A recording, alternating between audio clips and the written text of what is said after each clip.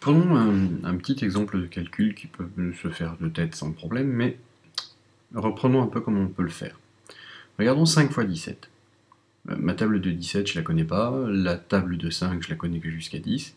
Comment est-ce que je peux faire pour m'en sortir, pour calculer ça mentalement? Je vais juste me rappeler que 17, ce n'est rien d'autre que 10 plus 7. Arrivé là, pourquoi donc qu'est-ce que ça m'apporte? Juste que 5 fois 10, ça va être relativement simple à calculer, et 5 fois 7 aussi.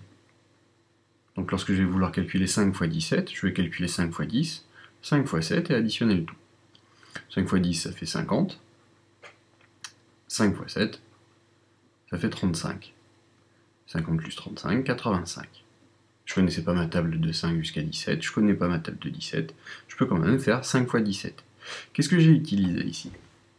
J'ai utilisé une propriété fondamentale de la multiplication qui s'appelle la distributivité.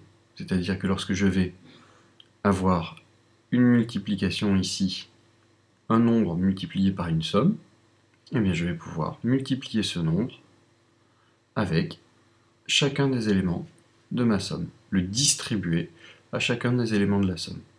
Ça marchera de la même façon pour une soustraction. Si je dois faire 3 fois 99, 99, ce n'est rien d'autre que 100 moins 1.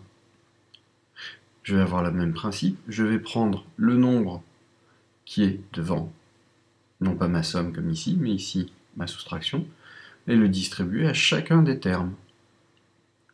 Chacune des flèches ici représente une multiplication, celle-ci. Donc je vais avoir 3 fois 100, moins 3 fois 1. 3 fois 100, 300, moins 3, ce qui me fait 297. Donc, notre propriété fondamentale de la multiplication est qu'elle est distributive par rapport à l'addition et à la soustraction.